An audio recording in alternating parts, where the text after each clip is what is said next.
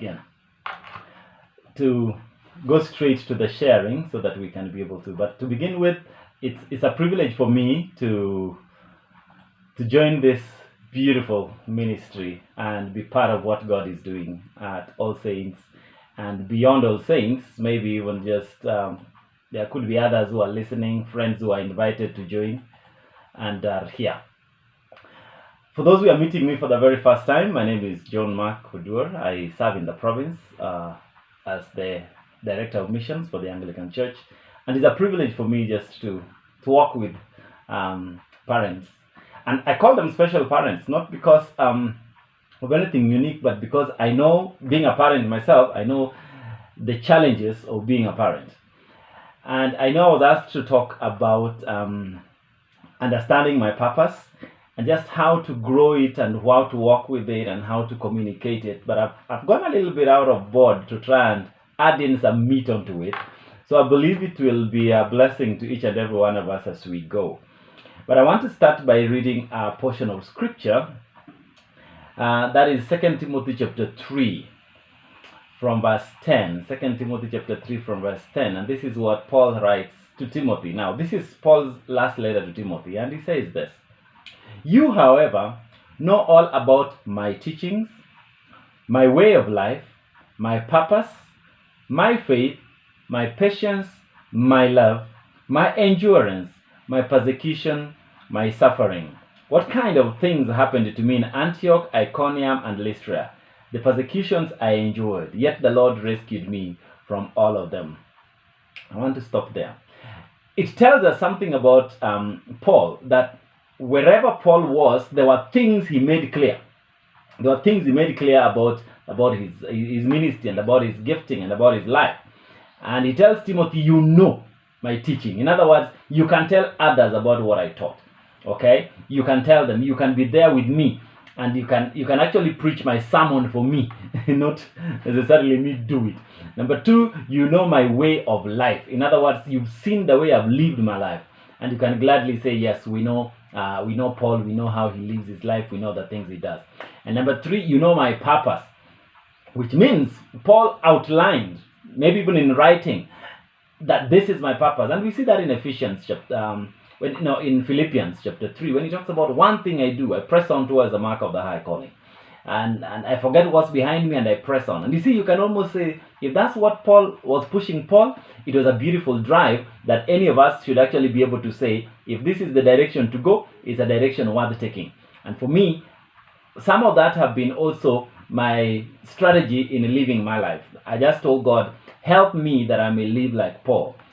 Get a purpose, drive it, run with it, and enjoy it. And he says, but even with that, you knew my patience, you knew my faith, you knew my love and endurance. But he also said, but you also knew my persecution and my suffering, which means Paul's life was an open book that you can actually look at and say, wow, if that is what, I'd rather take it or not take it. I'd rather walk with Paul or not walk with Paul. And the truth is this, as a result of that, many people trusted Paul, many people loved him, many people believed in him. And then, of course, God blessed and honored him to the point that God would allow him to perform miracles, exceedingly abundant. In fact, Paul is the only person recorded in the Bible to have been able to perform miracles to the point that he would use his handkerchief. Imagine removing a handkerchief from your pocket, sending to someone, and demons disappear, and someone gets healed. I mean, if it was in Kenya, guy would be selling those handkerchiefs for millions of shillings. But that was Paul. That was Paul. And so, for me, it's beautiful. Now, coming to what we are talking about today, I will just start by saying that being a single parent isn't an accident. It's not an accident. It's not an accident. Yes, there are cases where it wasn't planned, but it's never an accident. Not in the eye of the parent, but in the eye of God. In the eye of God. Because the truth is, many of us face the challenges of, okay, now that I am, what next? God knows what is happening and knew long before you became that it is you are going to go through that stage in life. Nothing catches him by surprise, and he allows things to happen for a reason. Though sometimes he may not approve it, he may not even like it. We see that in the life of some of the great saints in the Bible. People like David. I always give David as an example, a bad example for that case, but a practical one.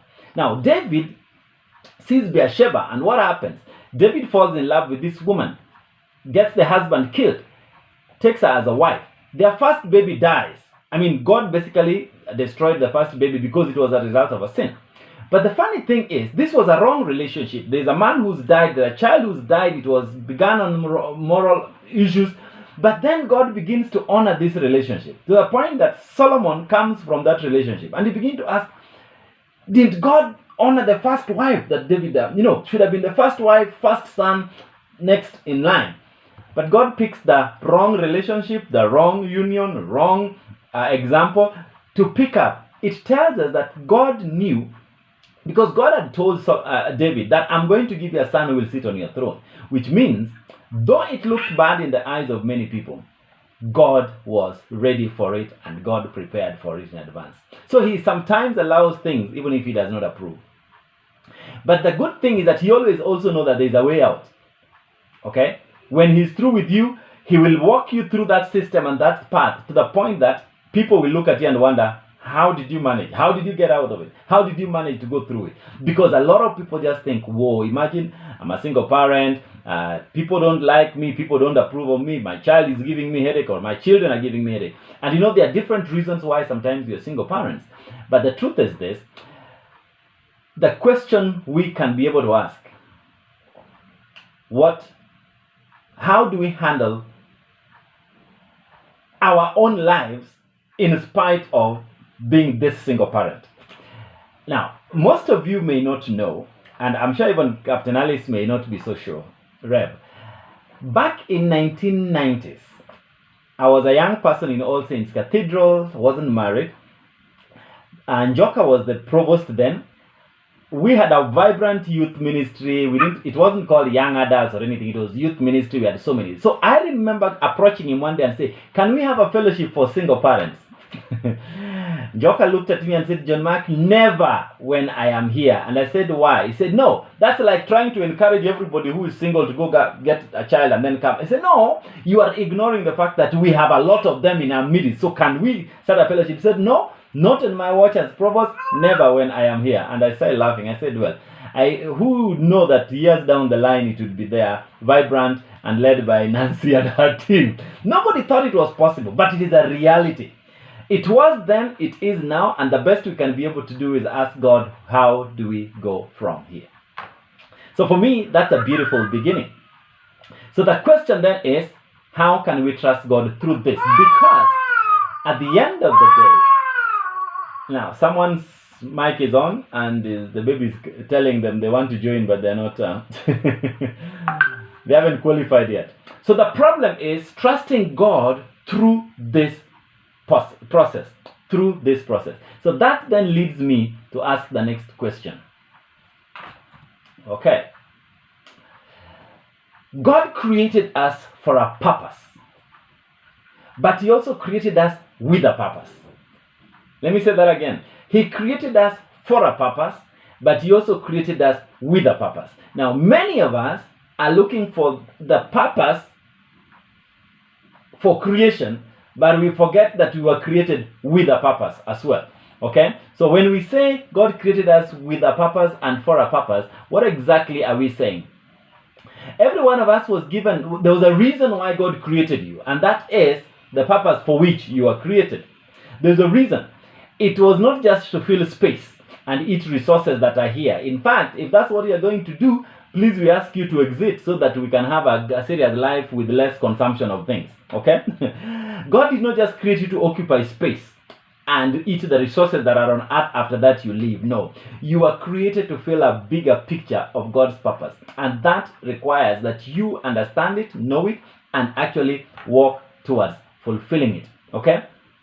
Now, one of the mistakes, unfortunately, people make when it comes to parenting, because as I get into the purpose, I call it Parenting 101B, not A or 1, but 101B. Because Parenting 101A is the real thing, but B is the mistake most of us make. Now, there are these three mistakes a lot of parents make, whether single or in both parents are together. Number one is that we are concentrating on pleasing the children and miss out our own happiness. Many of us here, and I'm sure Alice will tell you, we concentrate on pleasing the kids. And I will talk a little bit about it later, that the children want this, the other. So we are just running. My child wants this, my child wants this, my child wants this. I want my child to be happy, I want my child. And we do so much of that, we forget to be happy. We forget to enjoy being alive. We forget to enjoy what it is we were created to do. Remember, you were created for a purpose and there is a reason, and you are here to fulfill that purpose. And yes, having a baby is great, but that was not the ultimate purpose. It is a process, yes, because one of these fine days those babies are going to leave. I remember when we got our 2 girls. I'm a father of 2 girls. And I would tell my wife, from when my firstborn was 6 years old, I started telling my wife, start unwinding, start detoxing, start thinking and knowing and accepting that one day this girl is going to go. So in my house, we always talk about Henry. Henry is the pseudonym of this boyfriend that my daughters don't have. But they know when you talk about Henry, they're talking about a potential guy who will come and say, I love you, my girl, more than your parents do. And I will understand and appreciate and let my girls go because I did exactly to their mom. Now the problem is, if I have been concentrating on pleasing my kids, what will happen when they have left? I will discover there is what they call an empty nest because I do not even know how to live. Now, if you have concentrated on pleasing your kids, you forgot to live when their time comes in. That's why we panic when they go to school. We panic when they are with the neighbors. We panic when they go to their grandparents. We panic when you are not at home. Basically, you're on a panic mode, potential danger and threat to yourself. The second mistake most of us is that we make our children the drivers of our lives instead of us driving the relationship. In other words, the kids tell us what to do. The kids tell us how to do it. The kids demand, request. No, they don't request these days. They demand, insist, and expect us to do what? Move on. This is what we want. And you're wondering if they're the drivers of our lives. I grew up in the generation when dad said anything, I didn't ask for a question. Dad was always right. My mom did not even need to explain herself. If he said, do this, it's like, okay, mom, no. Did I talk to anybody else? I talked to you. And we did it. But today, the kids will be like, Dad, we want to do this. We don't want to eat this. We want to do this. And you're wondering, who's the driver? Who runs this house? Who's in charge of this house, really? Is it you guys or me? I thought it was my house. I said, yeah, but, So they have become the drivers instead of people sitting in the back seat and enjoying. Now, number 3, which we make, is that we concentrate on parenting raw. We forget that we have a purpose to live for. And particularly as single parents, sometimes you are overwhelmed by my child. I go to work because of in fact, we even make the mistake. I'm writing a beautiful, an interesting book on parenting. And one of the points I'm bringing up is the issue of the things we tell our children that make them bosses in our lives. You know that I would do anything for my child. If you try and ask your father if he would do the same, he would say those things about you today. I would do anything for my child. Oh, I can't live my life without my child. My child is my everything. And the truth is that, well, that is not exactly the truth. But they believe it. You are my princess. You are my prince. And of course, when you have a prince in the house, what are you supposed to be? You can't be 2 princes. You're not the king, neither are you the queen. So what are you? You're the servant. So at the end of the day, they are on their phone most of the times. Help wash the dishes. No, I'm tired. Doing what? I've been busy. Busy doing what? Playing video games, watching TikTok on my phone. Or if they're too young, they have been busy making you run around. At the end of the day, you concentrate on parenting role and fear that you're not doing well. You end up losing the purpose for which God created you. And for me, that is the beginning of trouble.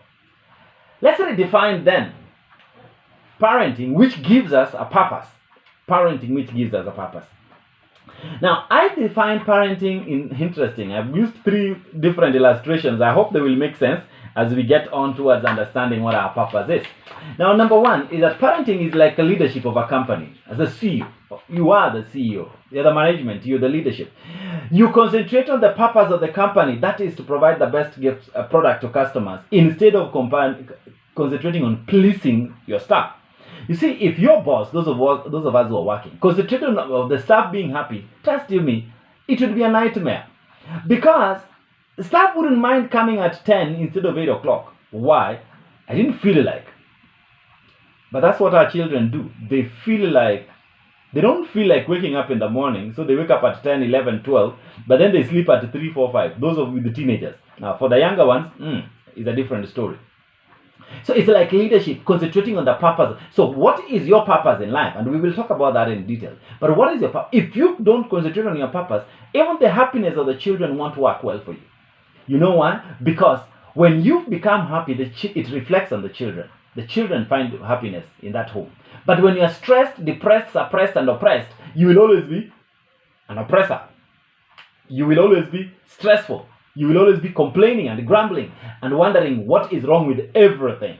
Maybe if you've noticed your house, there are people who will complain about the size of their house, but that's what they can afford. So instead of being content, they complain about the size of a house, they complain about the size of the food, they complain about the food. Like yesterday, I was talking to someone who was telling me why, I have problems cooking food every day. I said, well, in my house, my background, I'm sure some of you know, my background, I'm a hotelier by training.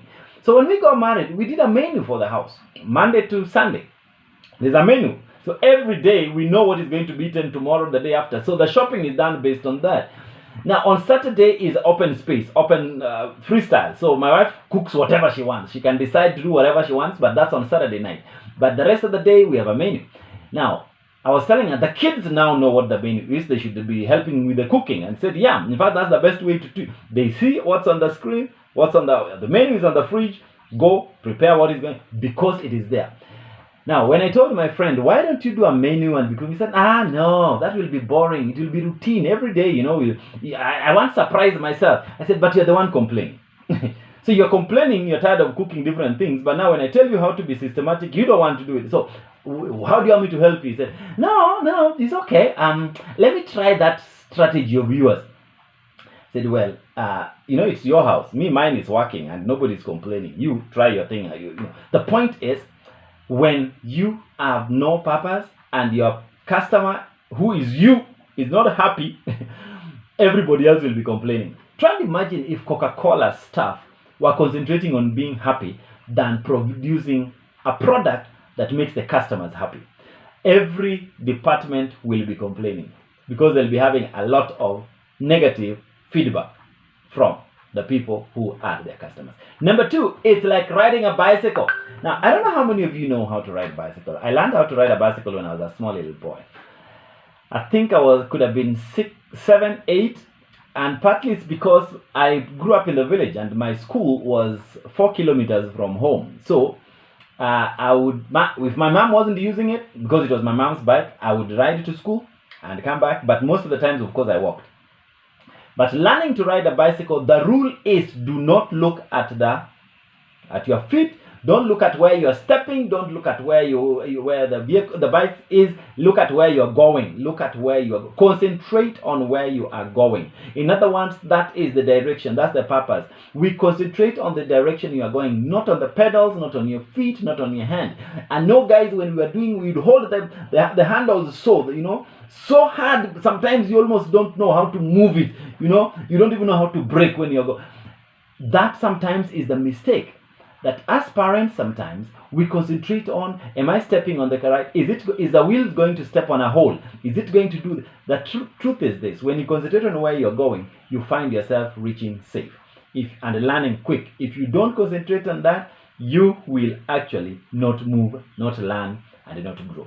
And number 3 is parenting is like swimming. Now, I'm sure some of you here love swimming. I love swimming. I enjoy swimming. I teach people how to swim. Now, the most interesting thing about swimming is that you learn to keep your eyes open even when you're underwater so that you see where you're going.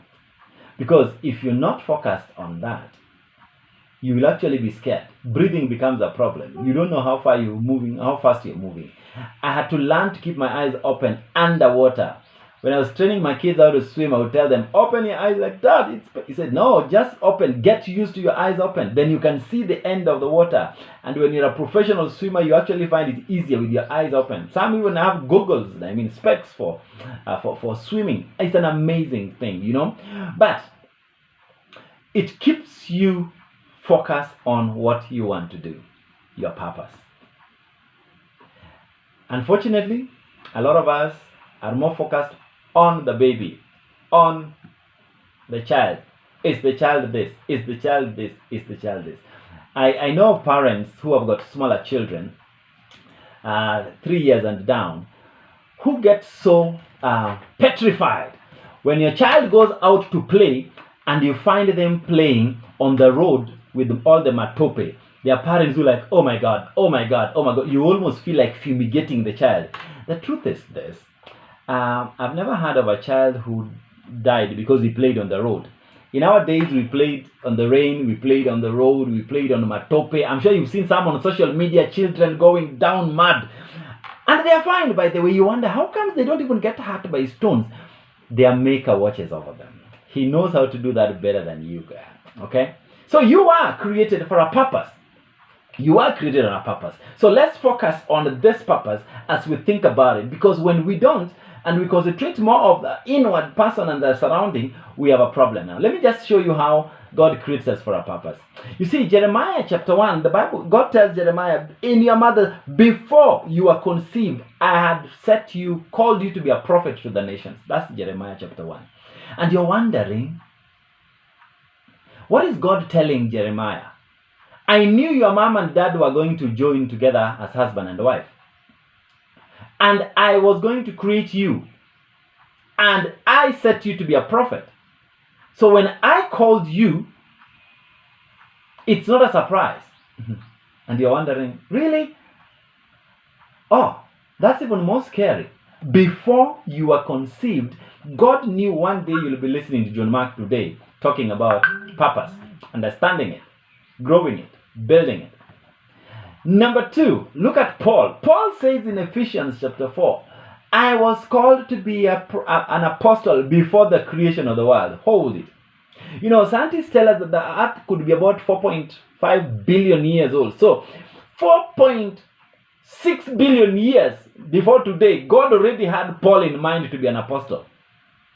Which means God knew you would be here today listening to this.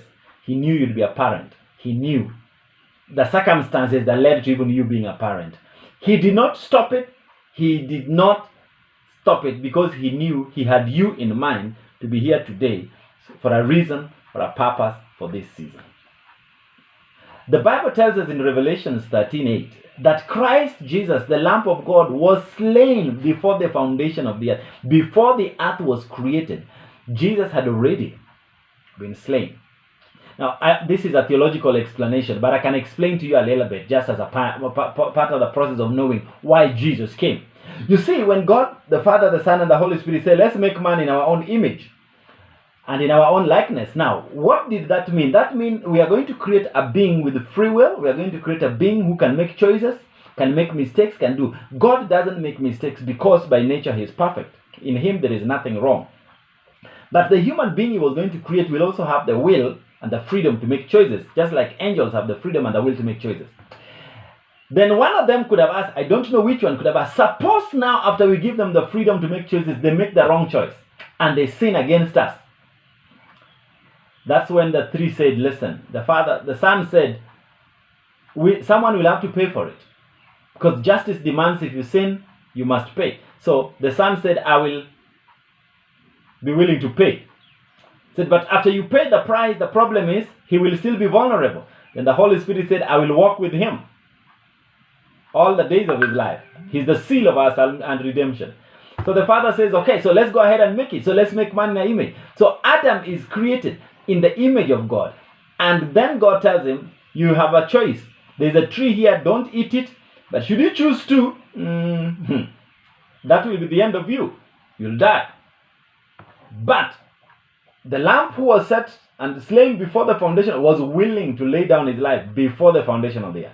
So when finally Adam sinned, they are removed out of that place. Several thousand years later, the Lamb comes down and says, I was meant for this. I came for this, to lay down my life for many, that we may be restored back. That is what that story is about. So he actually was offered as a sacrifice. Now, that tells me, before you are where you are today, God knew. God knew. And that's what Paul talks, and we read that in 2 Timothy. You know my purpose, you know my faith, you know what I do. So, now that we know that God knew you'd be here, then God created you for a purpose. God created you with a purpose. The question is this: do we know what it is? Now, this is what the deception usually is. Now, a lot of us get deceived when we think about purpose in life and how to walk this path by simply saying, number one, these are deceptions. So if we were to define purpose, we will be talking about purpose 101B. People think that getting quick is the easiest way to make money, and therefore that is a purpose. And I know guys who are into gambling and doing all those things, that me, that my business, my life is make money. Making money is not a purpose in life. No. Even going to work, you don't go to work to make money. That's not the purpose for going to work. You go to work so that you can actually have a good life. Now, unfortunately, I will talk about employment shortly. But when you have a good life, then the money issue is healthy. But you can be working and not earning even enough to keep you alive. Okay? It is said that money gives joy, but it doesn't. It only gives excitement, not joy. It doesn't give joy. That statement is supposed to be money doesn't give joy. It only gives excitement. You get excited, salary, end month, yay, I'm happy. You got a salary increment, yes. I remember when I was in the hotel industry, we used to get a yellow paper telling you have been increased salary by 10%. It was the most annoying thing. My first salary when I worked in the hotel industry was 3,500. So imagine you get 10%. That means 350. You know what it does? It puts you in the next tax bracket. So they deduct more. It was more annoying than anything else. Okay? When I became a manager in the industry, I told my employer, that my boss, that giving a salary increment is good, but give something better than salary increment that excites people. So I introduced things like insurance, life, health, medical insurance for people. I said, I can't give you the cash. I'll take care of you in the hospital. Go to the hospital, we will pay. People got excited and happy. People stopped falling sick easily like they used to do before. Okay? Now, number 3, and this is a deception, following other people's dream to fulfill yours. No, it won't. No, following someone else's dream to fulfill yours. You need to know yours to fulfill it. So that is not your purpose. You can get to the top highest job you have. It will not fulfill your purpose. Hoping that yours will happen on its own. Your purpose will come by itself. Somehow I'll wake up one day and I'm happy, things are working great, life is good. No, that will not happen. No. Dreams are pursued and fulfilled. Purposes are identified, pursued, and fulfilled. They don't happen by accident or by mistake. Wishful thinking does not fulfill your purpose. No. Imagine, I wish. Daydreaming. One day I will be rich, I will be happy, I will be, I'll have my children will just be, every time I do premarital counseling, I always laugh when young couples come and tell me that, Pastor, this is what we want to do, I want to make sure that within the first 5 years of our marriage, we have 3 children, and then we move on. And I look at them and say, move on to where? We move on with our lives. I said, no. The children are going to be here 40 years down the line, they'll still be around. You are a parent for the rest of your life once that baby comes. Okay? You're a parent for the rest of your life. But that is not your ultimate purpose in life. No. Being a parent for the rest of your life is not the ultimate. It's to live your life and let the children look at it and love it. And because they will also move on. When they move on, they'll be like, role model, my mom. Role model, my family. Role model, I love the way I was raised. I want to do that. You will then have fulfilled your purpose. That you gave them the best example and you live the best. Greed and gluttony, there are people who never get enough. And hoping. Like I'm sure you've seen, about the COVID billionaires. They're not helping us either. Alright? Laziness. The bombers, and particularly the younger generation, some of you know, and I know some of you are slightly older, but there are those of you who are younger, the bombers who just sit and do nothing except they want to watch TV 24/7, they want to play video games 24/7, they want to be in their phones, social media 24/7. They just want to eat, they want to sleep and sleep again, and then and then party after party. That's not a purpose. That's not life. That is actually fake. Actually, it is unscriptural. The Bible actually says laziness is actually a sin. And inheritance, those of us who are looking forward to inheritance from our parents, my dad is rich, so he'll live. In fact, I've been discussing that of late, the last few weeks. that one of the mistakes most of us parents make is we live so much well, we work so hard, so hard to try and earn a living. Then we accumulate a lot of wealth. Then when we are done, we end up dying and we leave this wealth to our children. Then they start fighting over it. And the rest of their life, they are fighting to eat what we worked hard and they never ate. And I tell them, when did that man leave? The one who was busy making. I know the Bible says that a wise man is the one who leaves inheritance to his grandchildren's children, grandchildren. The point is, a wise man is wise, so he also lived while he was generating that. If you get your purpose, money follows. Wealth comes in, satisfaction, joy comes in. If you haven't gotten it, then you become a slave of these things. You become a slave of these things. So, people finding, there are many ways, 4 ways I've just mentioned, that people find their purpose.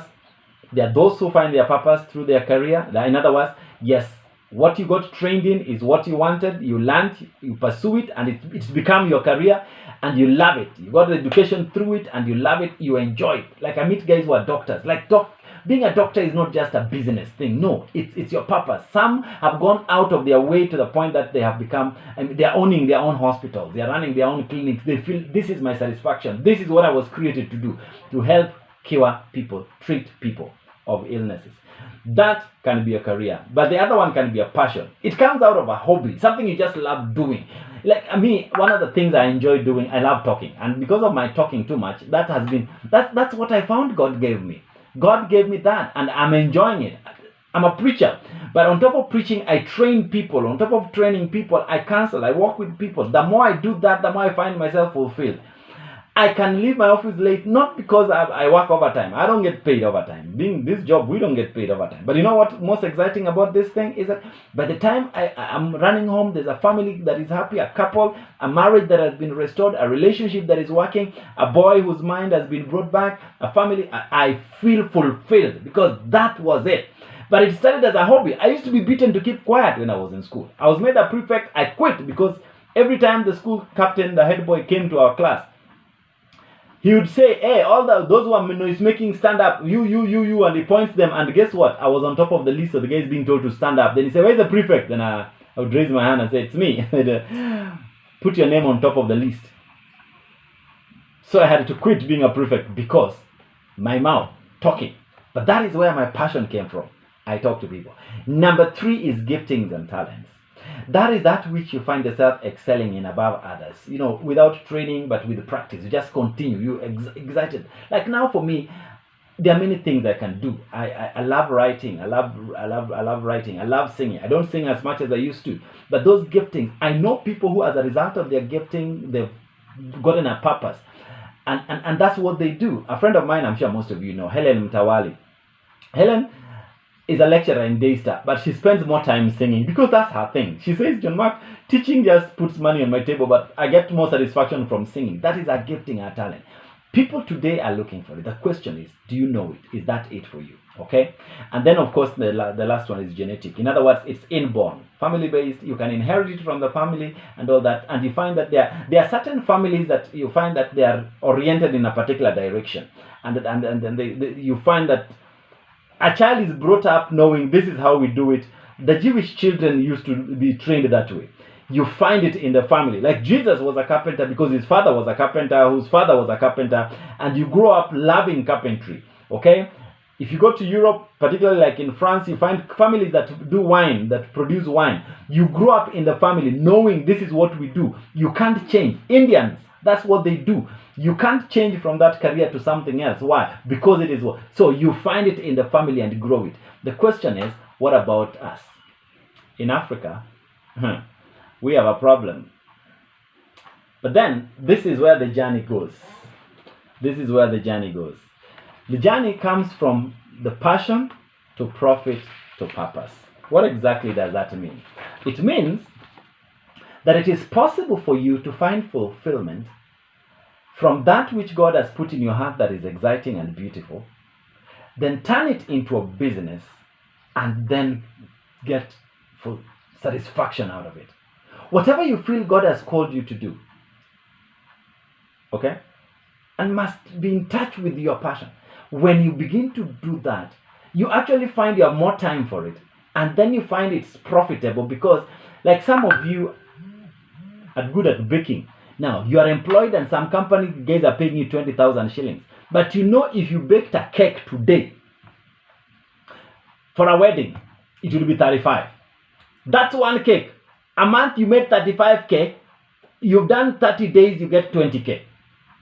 Now you're asking a guy, really, which one should I do? Should I put my energy in? No, I don't have the oven, blah, blah, blah. The question is, can you try? In between the oven and that, you can do mandazis and sell. A friend of mine was just telling me the other day that they've loved to cook and they enjoy cooking. The truth is this. I was actually telling them, why don't you buy an oven? I was actually willing to help buy an oven so that they do the cooking, baking, and because they're passionate about that. But the person is jobless, sits in the house and saying, no, kama ningeweza, ningefanya. Your passion can begin to turn into profit, and you discover that becomes your purpose. It could be that you like knitting, maybe design. One of the things I love doing is I'm creative. My family, we are very creative with many things. Now, I'm very creative. Like the shirt I'm wearing was actually originally my clerical shirt. But I had so many I was not even wearing. So I decided, why should I just keep it like that? So why don't I do some nice design? So I came up with what you can see I'm wearing. And I'm excited about it. People look at it like, wow, it looks so different. Yes, it looks different. Of course it is different. It's not the black clerical shirt most of you are familiar with. I put in a collar. No, now I can't put a collar on it because I still feel comfortable with it. But you know what? I just got a fundi to do my design. I'm excited about it. Well, I'm not making money out of it, but I know if I want to start doing that, trust you me, you would have a clothing line for me. Yes, so from the passion to the profit, and it fulfills my purpose, okay? Yes, then it begins to make economic sense, because then now you start saying it's paying. The problem is, sometimes we want it to start paying before we put our hands into it, okay? We give it all the time, okay? So you need to give it direction so that it actually fulfills your purpose. Like for me, I'm not using it. Like I've loved writing, and I've been writing some books for so long. I did premarital counseling in All Saints for 12 years before I actually left All Saints Cathedral. Actually not 12 years. Yes, no, 14 years before I left All Saints Cathedral. I left All Saints Cathedral 4 years ago. Actually, no, not 4 years ago, 6 years ago. Most people don't know that. They still see me and think it was juicy. No, it's 6 years ago. But I'd been doing premarital counseling for how many years? For about 14 years. Now, the most interesting thing is this. Guys like pastors from Mavuno would come to my class and listen to me teach, and talk to couples. So they ended up developing Ndoa based on my curriculum and outline.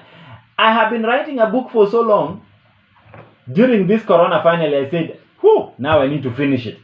Finally, the book is going to come out. Well, I'm doing the final touches. But the most interesting thing is this. During this corona, I love writing, but I've never taken time to do so. So I've written a book on premarital counseling. I've written a book on economic empowerment because that's one of my passions. I'm writing a book on parenting. I'm writing a book on spiritual warfare. I mean, I've written all of those things within this corona period. I said, I have the time to do this. It's an amazing experience for me. Loving, I enjoy it. But you know what? It now will begin to make profit because it was my joy. Then I'll discover. Like I always tell people, I want to retire early. Now, for me to retire early, I must be thinking of what will bring in money when I'm gone. My books will give me money when I'm gone, when I'm through from being paid by church. Now, retiring early does not mean I stop being a minister, stop preaching, doing weddings, funerals, and baptism. No, it just means I stop being paid by church. No, it's going to be fun. I'm going to enjoy it. Now, from wherever you're coming to where your passion is, we need to ask ourselves, does what you do consume these things? Now ask yourself, if what you do consume your emotional life, your energy goes into it, your feelings, your desire, your wishes go into this thing, then that is your passion. Are you emotional about it? Does it take a lot of your physical time? Psychologically, wherever you are, you're just thinking about it. Does it even, when you're talking to people, you mention it in your conversation? That then is your passion. Now, some of you do jobs that you're not even impressed about. You don't even like the job you do. You spend time doing it, but in the evening, you're like, God, is another day. Like, I know guys who don't like Mondays. Okay? Don't like Mondays. The truth is this, because it reminds you how the week is going to be. If it consumes that, then that is your passion. The question is, how can you channel it? Because if you don't channel it, you will be wondering what is wrong with you. So, are you passionate about it? Yes. Then these questions will be relevant. What excites you so much that you can do it without even being paid? Does it? Does this thing excite you so much you can do it without being paid? And if you have to do it for a living, I give a testimony of a friend of mine. She was a bank manager, KCB, debt collection. She was a debt collection manager. They don't call them debt collectors, but that's the term we give for them, okay? So they're the guys who, when you take loan, you don't pay, they look for guys auctioneers to look for you. Now, she had reached the age of 58. She'd worked for that bank for 30 years. Wasn't happy. So one day, she listened to me talking about passion and purpose. And she called me and said, John Mark, I'm tired. I get exhausted going to work. I get exhausted listening to what I do. Can I change this? I said, why don't you change?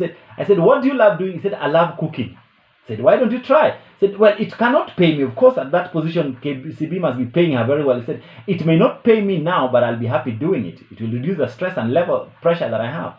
She started cooking for birthday parties for children and for her friends. Within a short time, she was earning 20,000 here, another 30,000 here, and then it reached to 50,000. Let me tell you, but she quit her KCB job, and her first income was 5,000 when she baked a cake. And then after that, she moved on. She was earning 70,000, which is not even 10, which is not actually, is not even, because she was earning about almost 500,000 by the time she left KCB.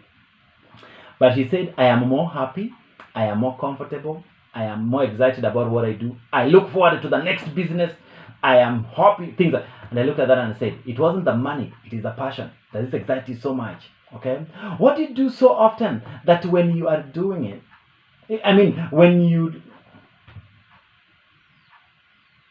okay, let me put the question this way. In other words, what is it that you do that even when you're doing what you're trained to do, you still find the time to do that which you love most?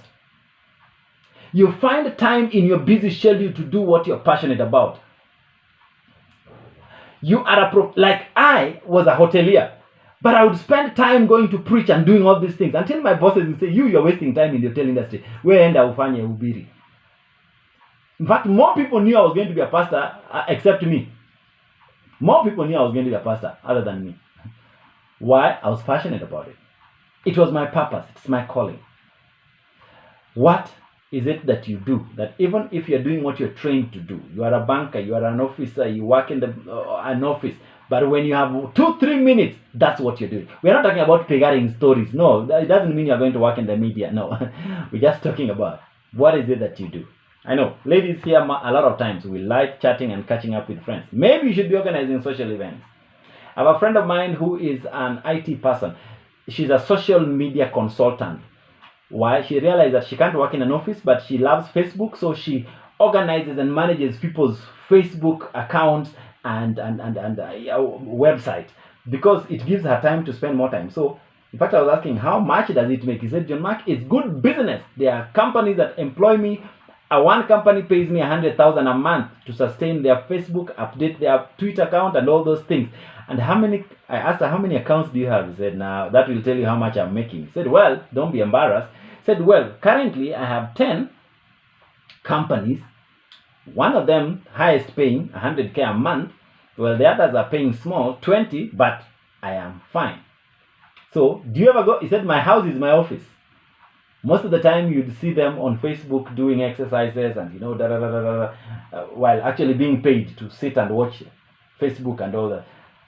The lady makes over 600,000 being on social media. Now, you tell me, John Mark, that's purpose. He said, I'm passionate about social media. Would you love to be paid to do that? Oh, yes.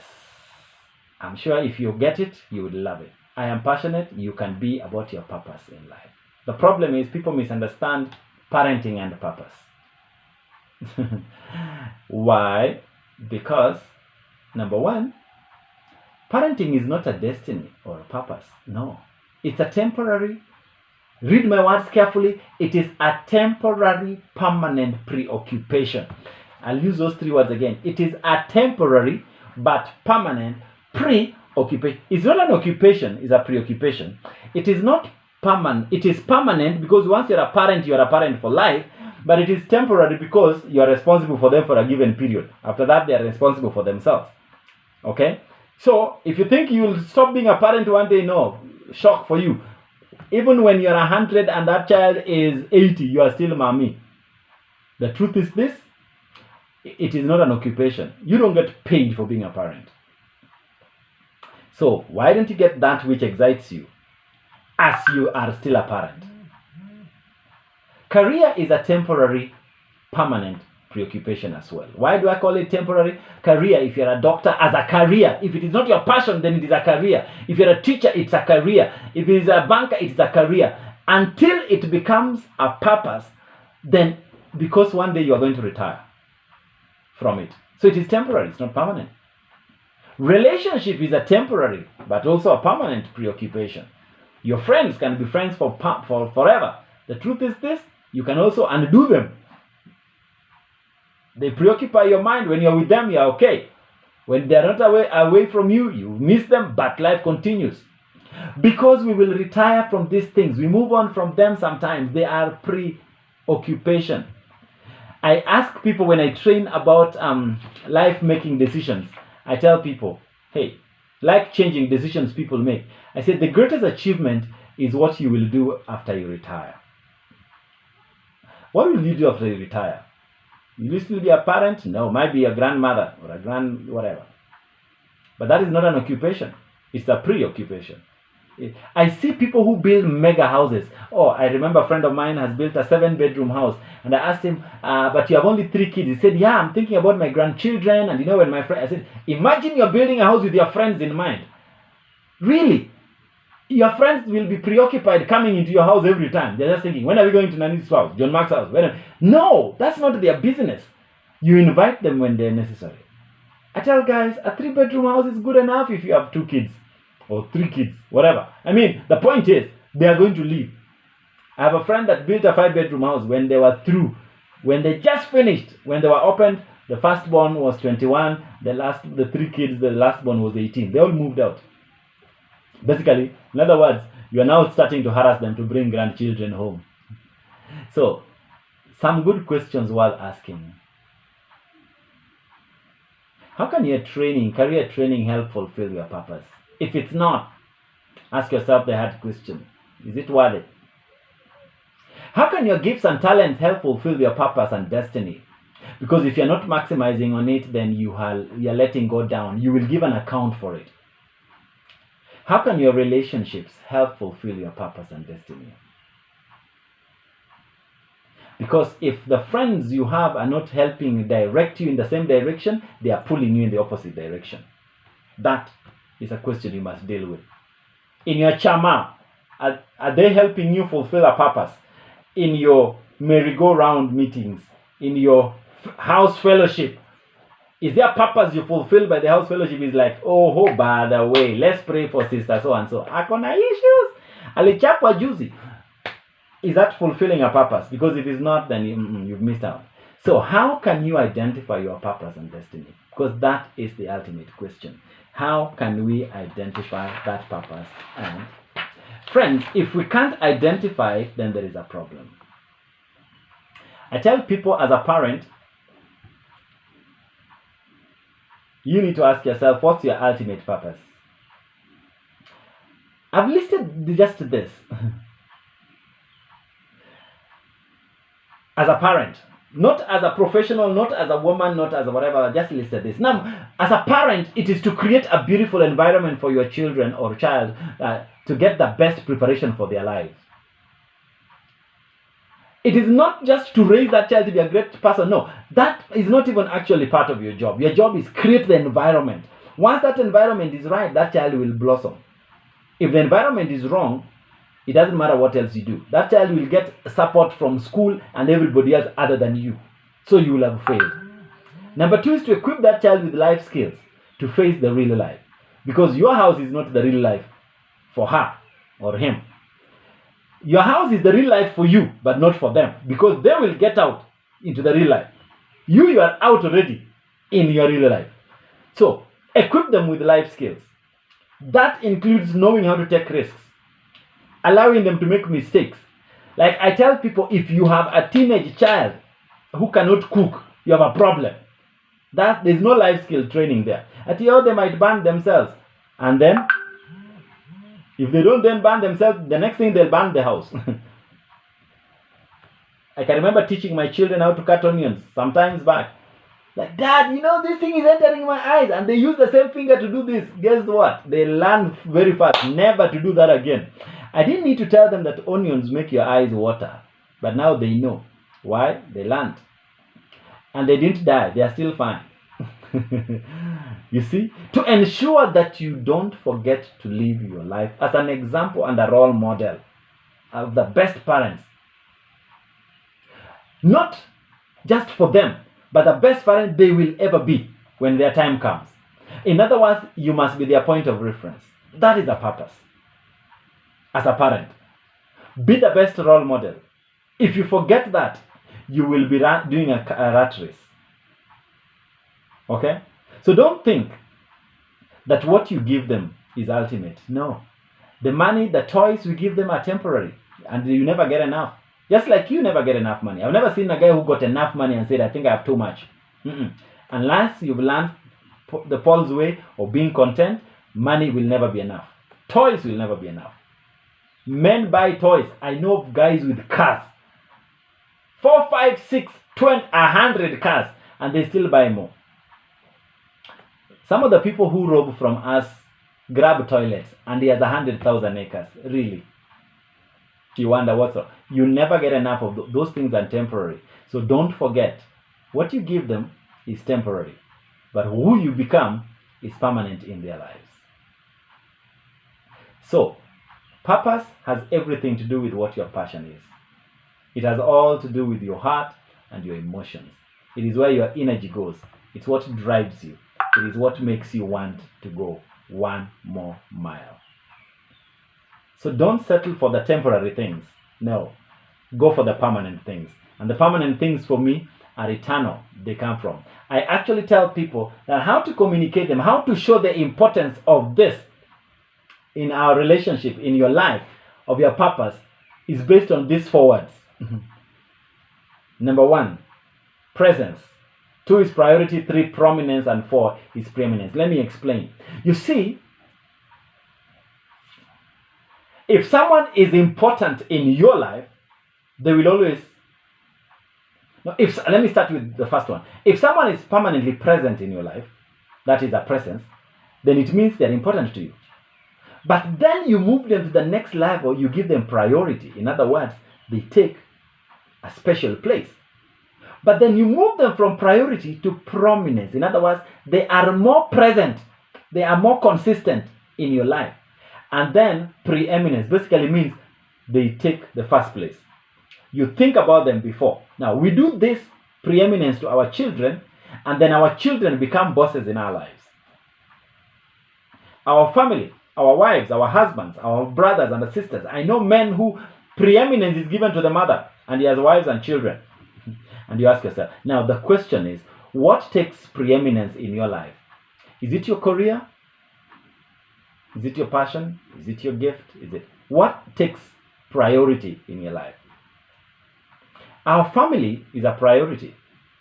But your family don't live with you every 24/7, particularly those of us, when you talk about brothers and sisters and siblings. No, they are a priority, yes. But your child becomes prominent. But your purpose in life takes preeminence, which means when you find fulfillment in your purpose, the people who are prominent in your life will enjoy it. And then those who are a priority in your life will know it. And then those who are present in your life will be sure they know what. They will identify and say, that is Nani. If it wasn't for so and so, we wouldn't be here. That is what they love doing. That's who they do. Okay? That for me is beautiful. Okay? Yes. I know time is moving pretty fast, so I really want to go in a little faster. Okay? Yes. So how do we then need to identify our purpose? Number one, need to know what it is that drives you, your passion. How do you identify your passion? We need to ask ourselves, I gave you earlier the things that make your passion real. If it consumes your energy, once you know it, then you ask, can I shape that thing? Because that will help identify why you are called what you are called to do. Because a lot of people sometimes tend to know what it is you are good at than you. Let me give you an example. I served at All Saints Cathedral for about 9 years. The first, I think, 3 years, I was the minister for worship. I love worship, I love singing, I love praise. I organized, we did a strategic plan. My target was to have 9 choirs. Well, I ended up creating 3 others before I left. We had beautiful worship services and everything. Then guys said, no, let's give that to the assistant provost. Then I was made in charge of education, introduced Bible studies and all that. And then, but guys realized, no, John Mark is passionate about the Bible and all that, but he's a preacher. He's not, this thing, this, that. So I was, of course, finally, we did an evaluation. All the clergy, we sat down and guys were being asked, identify, tell us what your passion is, and then we will tell you what we know your passion is. All the clergy said, we know John Mark's passion. Take him to evangelism and outreach. So the last 4 years of my being at All Saints, I was a evangelism and outreach minister. Of course, I was passionate. CET grew. We went for missions in every part of this country. We sent teams. Up to today, I meet bishops who tell me, thank you for having supported us during the mission when you are in All Saints. I know what that means. That was my passion. I couldn't tell it was my passion. I knew I liked it, but it was my preeminence. I thought it was just a priority. No, it was my preeminence. Today, I didn't know. About a year ago, I started looking at my own life and asked, by the way, I'm the National Director of Missions for the Anglican Church. Can I look back? And I realized when I was in Form 1 and 2, I was in the CU. Form 3, I was in charge of evangelism and discipleship. I went for A-levels, I was in charge of evangelism and outreach. After that, I came in and worked in the industry. When I was made in charge of evangelism and outreach for All Saints Cathedral, I went to the diocese as the first director of missions for our diocese. I am now the national. I said, God, kumbe, you had been working. People knew this except me. That's my passion. I discovered that's the reason I was created, to talk about Jesus, and I love doing that. Okay? Yes. The key to fulfilling your purpose. Now, this now gets personal, and I just pray you will get it right. Your purpose, my brothers and sisters, and I know we have sisters, yeah, I might be the only brother, is that it touches people's lives. If your purpose touches people's lives, it's worth it. Now, the secret to success of purpose is that it has an impact in the whole society, not just you. No, not just you. It touches everybody around you. It gives you an opportunity to say, yes, if I can go an extra mile. You might say, I like knitting. You're not knitting for yourself. You knit for others. You like doing things. Cleaning the house. You're not cleaning to sit in a clean house. No. When people come in, they'll appreciate. That touches people's lives. Touches the community. That's then your purpose. Now, teach our children that life is not about us. It's about other people. Because most of our children are inward looking, not outward looking. Outward looking, touch other people's lives. I ask myself this interesting question. The hardest thing I had to learn from animals. I asked myself, I looked at a chicken one day. I grew chicken in the village. And I looked at chicken one day and I said, this chicken grows up to start laying eggs, then hatches. What is its goal in life? And I realized the goal of a chicken, of a hen, is to raise up another generation of hens. Because the hen knows I will be eaten. But before I go, I want to raise another generation of hens like me. And then let go. You look at a cow. What does a cow do? To produce milk. Yes. But what's its ultimate? To raise another cow that will take over from you. What about us as parents? What's your generation? To create an environment that a child will grow in and raise another generation of people who will take over from you. Because we are not here forever. We are passing. Sometimes you have a concentrate on, is the child eating right? Da, da, da, da. Those ones are nice. I remember I had a neighbor. I lived in Limuru. The neighbor had a child who used to take 3 hours eating lunch, from 12 to 3. Because the child takes one spoon, goes into the field, and the house girl runs around with it. I said, that cannot be my child. Because my mother brought me up that if it is lunchtime, if you miss when we are eating, you will eat dinner. Trust me, you miss that once, you will be early on time. I told the mother of that child, don't chase the child with the food. Just do this. Tell the child, come and eat now. If the child doesn't, pack the things in the fridge. When they come later, I said, we have all finished eating. He said, but I'm hungry. He said, go and eat what, like my mother would say, go and eat the football you are playing. Trust me, next time you tell the child, come and eat, they will not mess. But that is how you raise the next generation. But the other one, you become the slave of it. Focus on solving humanity problems, not on just making money. Money follows the solutions. Now that is a purpose. People say, I want to do something that will generate money. Yes, solve a problem. Solve a solution. Now, you look at people like Bill Gates. What was Bill Gates' purpose? Bill Gates had one dream, and his vision is this, to put a laptop in every home. 8 billion human beings, his dream is every home should have a laptop. Microsoft running. Why? They need information. They need to type. They need to send messages. Zuckerberg is created a forum where you can talk to someone else. Facebook. Meeting what? A social need. Meeting what? Informational need. Guys who developed internet, messages. I mean, if you do that, Coca-Cola, quenching thirst. Most of us is, I want to make money. Bill Gates is a billionaire, not because he set out to make money, no. He wanted to have a computer on your desk. Now, you buy the computer. He gets smiles to the bank. Zuckerberg, you go on Facebook, he smiles to the bank.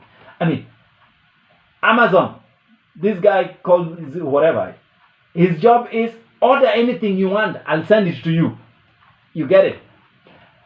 Alibaba, Jack Ma, anybody in China, 1.4 billion human beings, anything you want to buy, I'll make sure you get it. He didn't own those things. He just created a platform for people to have access. Now he's a billionaire. Solve people's problems. God will provide the resources. Passion is best fulfilled because many people follow profit and hope to find passion. You look for money, then hope you'll be excited about it. Doesn't go that way. It's the other way around. Many people hope that their careers will be so nice they will enjoy it. Some people don't like what they are doing. Truth is, they wake up in the morning tired already. No. Many people hope that that they have made enough money. When they have made enough money, then they can do what? They can go and start to do what they love doing. It might be so late. And don't forget, your boss did not employ you to make you a billionaire and rich. No. No. They pay you enough to keep you coming back for more. And you won't get enough. They pay you enough salary just to keep you alive. To come back tomorrow. Wake up and go back. So many people don't realize that your boss didn't employ you to make you happy. No, that's not his job. Being happy is your business. And it is you to fulfill his dream, not yours. Okay? So don't think he's out to... No, your dream is to get a good job. If that's a dream, he's not going to give you a good job. He'll give you a job, not a good job. A good job, start your own. You'll be surprised what you can do. You know? Alright? So, part of that are the mistakes that people do. I think a few more slides, then I make you laugh, and then we finish. Okay? Some of the mistakes we make about passion, and that's passion 101B. Number one, if you're not pursuing your dream, then someone else will pay you to help them pursue theirs. Oh yes. If you're not pursuing your passion, you'll be pursuing someone. Someone will pay you to help them pursue theirs. Right? Salary is just a token given to keep you alive so that you come and ask for work and keep working until the end of the month.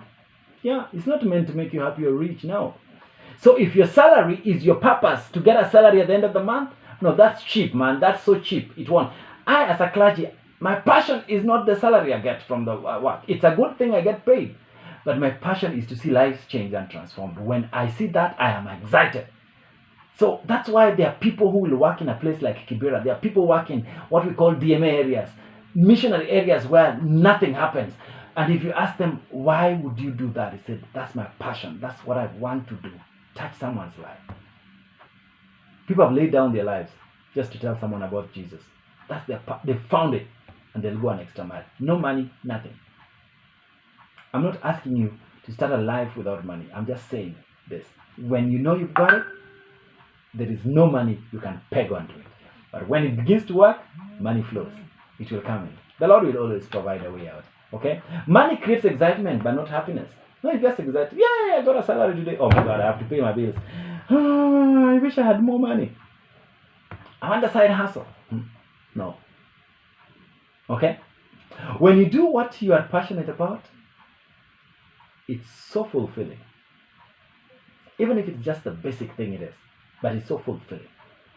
So fulfilling, you want to do it again. You want to touch someone's life again. Okay? So, how do we redefine passion? 101A. Passion is that thing you love so much that you think of finding time to do it, even when you're doing what you're employed to do. That's your passion. That then, if you look at it keenly, will be where your destiny and purpose is.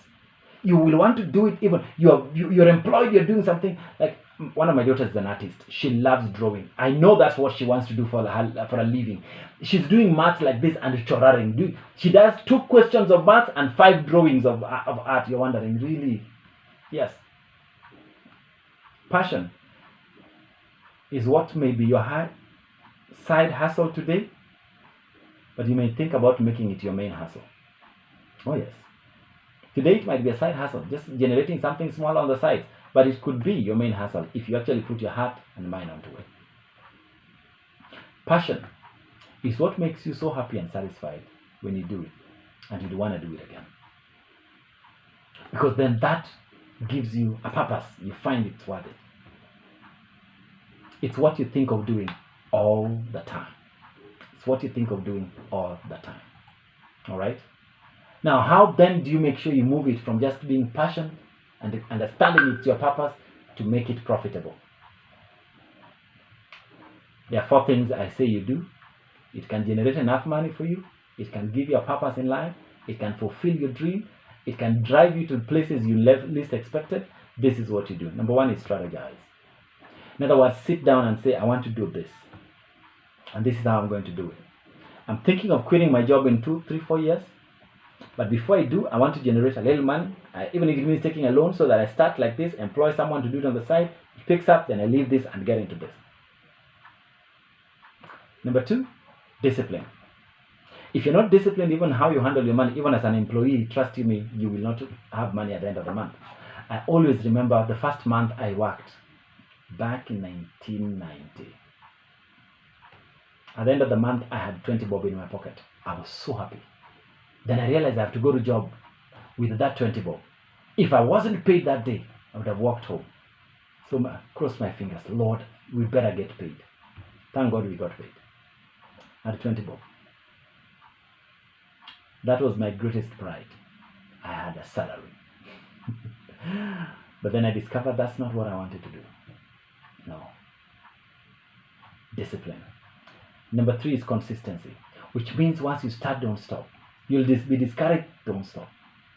Be consistent. Keep the tempo. It's like the Kenyan athletes. Keep running. Keep running. I want you to take a look at the Kenyan athletes one of these fine days when they're doing marathon. The 5 of them always go at the same. I was teaching my family the other day when we were jogging that this is how we do. Just keep the speed at the same. You'll see their feet go together. You can actually just hear one sound. Do. All the 5 of them. If someone comes in, they tell him, let him just go. Then they say, okay, let's use that guy's speed. They all adjust to your speed, your tempo, and then they make bigger ones. And before you know it, they've overtaken you. But for them, they will go until they've left everybody else who are trying to catch up. Then after that, then they hit the room. And they say, okay, the last lap, everybody for himself. Number 4 is be persistent. Persistency means when things get thick, don't give up. They say persistence wears out resistance. You will be opposed, there will be competition, whatever it is you want to do. Yes, even raising your child, there's competition. They see other families and they say, Mom, why don't we have this? Mom, why don't we buy this? Mom, why don't we buy this? Strategize, discipline, consistent, and persistent. That child will say, we want a bigger TV because our neighbors have a bigger TV. Tell them a bigger TV is too big for our house. This is good enough. We are only the two of us. This is good enough. Them, they are 3 or 4. They need a bigger one. When we are 4, 5, we'll buy a bigger one. Just creatively enough, let them know this is what we need for now. Because when the money comes in, you can buy one bigger than that one. Tell them, no, I'm working on it. When you go to class 5, I will buy you a bigger TV. The boy looks forward to being in class 5 because there's a TV coming in. Then they pass exams. Okay? Yes. The joy of getting it right is this. Remember, your passion is based on how you feel, and how you feel is based on how people respond to the impact you have on them. When you do it right, people will be blessed, and those people will excite you, and you'll want to do it again. That becomes a joy. People will appreciate what you do if you make them feel good about what your passion is. People. It is Maya Angelou who said, people will not forget. People will forget the gifts you give them. People will forget the good things you've done out in public. But they'll never forget how you made them feel about themselves. I tell people, I believe God called me for one purpose. To put a smile on people's face. And I love that. I love that. I love that. Just to put a smile on someone's face. And that's my prayer. Help someone feel proud about themselves and smile. That what God is doing in their lives is great. I told you I want to make you laugh as I come to the end. So someone sent me this yesterday. And I said, let me make some people laugh as well. So if you find it funny, you can wave in the air. All right. 40 years ago of reality check. Okay. 40 years ago, everybody wanted to have children. Today, many people are afraid of having children. Very true. So they used to have 4, 5, 6, 7. Now they're having 1 and complaining about the rest. Number 2, 40 years ago, children respected their parents. Now, parents respect their children. Very true. I'm sure most of you know what I'm talking about. Particularly if you have got the younger ones who are always excited about everything else, but they can be terrorists as well. 40 years ago, marriage was easy, but divorce was difficult. Nowadays, it's difficult to get married, but divorce is easy. Yes, someone said that's true. 40 years ago, we got to know all the neighbors. Now, we are strangers to our neighbors as well. In fact, we don't even like some of our neighbors. We don't even want to talk to our neighbors. Some of our children can't cross the road to the neighbors. No. 40 years ago, villagers were flocking in the cities to find jobs. But today, town people are fleeing the village, the city to find peace. Do you believe that? Yes. 40 years ago, everybody wanted to be fat, to look happy, African figure and shape. But nowadays, everybody is losing diet so that they can look healthy. You're wondering, what happened to figure 8 and the African figure? I don't know. Some of you, I'm not going to start checking, but I'm sure some of you know what I'm talking about. 40 years ago, rich people pretended to be poor, but now it is poor people who are pretending to be very rich. Have you seen the way they sign signatures? A rich guy just does like this. A poor guy, tararara, then tack, tararara, tack, tack, tack, tack, tack, tack. Yeah, that does not define you, but it doesn't make you rich either. 40 years ago, only one person worked to support a whole family, but now, all the people work to support just one child. One child. But I told you they become bosses. 40 years ago, people loved to study and read books. Now, people love to update their Facebook status and read their WhatsApp messages. By the way, you put out something in the book, you will be shocked. You will actually be surprised. 40 years ago, a fresh graduate selected a job of his choice from the many offers they got. I remember when I graduated from Italy, I had 5 offers of job. I chose to go back to Italy and work. Today, companies even beg them to work with them. Even young first-class graduates are rejected. You remember Jack Ma talked about he was rejected even by McDonald's. Rejected him. Today, he can buy McDonald's itself as a company. Unfortunately, 40 years ago wasn't so long ago. It was only 40 years ago. But it doesn't look near. But it was in 1980. Yeah. Not so long ago. Some of you are very young. Some of you are in your 20s, 25, 24, 5, 6, 7, 30. The truth is this: what you see today in 20 years will look awkward and very, very funny. But those are the facts of life. So reality check for us as parents is this, friends.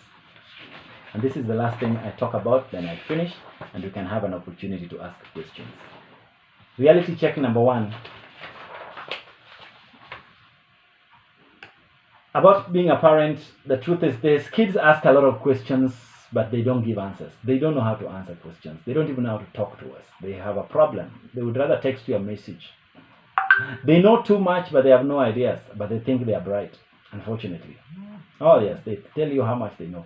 I remember a story of a young man, a father, who had an 8-year-old child and wanted to talk the sex talk with the son. So he told the son, sit down, well, let's talk. He said, so Dad, what do you want us to talk about? And he said, I want us to talk about, boys and sex. And the boy asked, 8-year-old asked the dad, so Dad, what do you want to know? What do you want to know? A father really, the boy thought he has all the answers. Number 3 is that they don't like work, but they are too busy. Yes, they don't like work, but they are too busy. So busy. Doing what? We don't know, but they are very busy. Number 4 is that they love comfort too much, but they like complaining. They like comfort too much. Oh yes. Number 4, they are the bosses now. The parents have become the servants in the house. Mom, we want to do this. Dad, we want to do this. We want to go out. We want to do this. So you work to actually please them. They've turned privileges into rights in our families and in our lives. They don't listen more. So we plead with them and beg them to do things. Sweetie, please just remove your plate and take it to the kitchen. Mom, I'll do that later. No, now. He said, Mom, why are you pushing me? He said, okay, are you judging me? Mom, what? And he's like, okay, fine, I'll do it. We beg them now to do things. They become the leaders in our homes. And the parents are following. Painfully, but true. Not very interesting. Friends, why are we parents? Why were our parents different? As a way, I just let you know, as a reality check, our parents were different because, number 1, they were parents first and friends later. No, I can't remember even my dad telling me, you're my friend. No, we were never parents. My dad taught me several things, but one of the things my dad taught me was how to make a vegetable salad. But it's because I failed to cook. Got so annoyed, he said, come here, I'll show you what wazungu eat. Made a vegetable salad. I love vegetable salad today, but I have the joy that my dad taught me. But it was because I messed up. That's why. Parents first. Today, oh, you're my darling, you're my baby, my da da da da. When am I going to be like, I'm your father, I'm your mother, listen to me? It's like, Mom, we are friends first. They had rules that were obeyed, but not like us. We have negotiation conferences. Be back by 6 o'clock. It's like, Dad, 6 o'clock. Mom, 6 o'clock is too early. I come at 8. Said, no, 7. Said, okay, 7:30. Said, okay, fine. But if you're late, already that's 1.5 hours beyond your original time. Negotiation. Our parents did not negotiate with us our roles and responsibilities. You knew, by the way. If your dad said, be back home by 6, you washed the dishes, you cleaned the house. You didn't ask, do I know who lives in this house other than you? If you're not working, you are working. If you're not working out to bring money, you're working to clean the house. Today, you go work, come back, clean the house, and then apologize for cooking late. And they were watching TV in the whole house. They provided leadership as we provide comfort to our children. The comfort of our children is more important to us than the leadership we provide. And you know the reason? The difference is our parents had a purpose to pursue and not the children to please. Today, we have a children to please and we lost the purpose to pursue. Friends, if that is the direction we are going, there is a problem. I hope I have said something this 1.5 hours I've talked. But as I conclude, I just say being a single parent is a situation some people don't choose. Others choose it, but it's a responsibility that is challenging. It's not easy. It's a responsibility But we must not forget, we can make it when we know our purpose in life, not just the children. We want to enjoy it, and I pray you do. And then finally, the last thing I would say there is, we must remember that kids are a gift from God. God gave them to us. But don't forget, He can also take good care of them if we hand them over to Him. That is what God does. Takes care of people. He's our Father in heaven, watches over us. Sometimes we almost think we can take care of our children. In our absence, we tell God to watch them until we come back. It's like, once we are back, God, now you can retire. I can handle it from here. No. He can still watch them when you are with them. Why? Hand them over to Him and fulfill your purpose also as you become a role model. God bless you and have a lovely, lovely day. I hope I made some sense. Yes, you did. Yes, you did. Thank you so much, Reverend.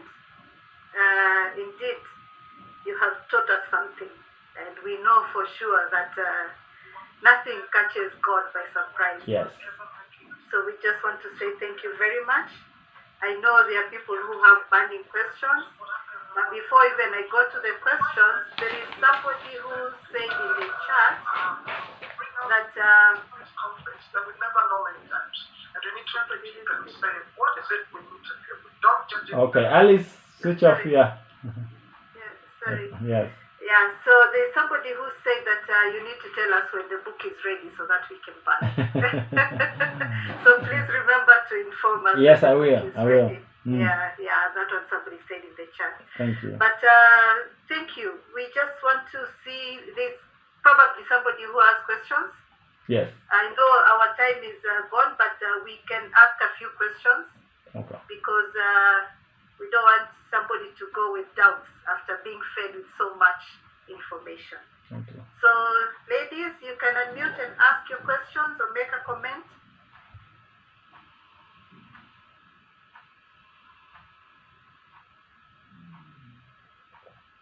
Somebody is saying in the chat,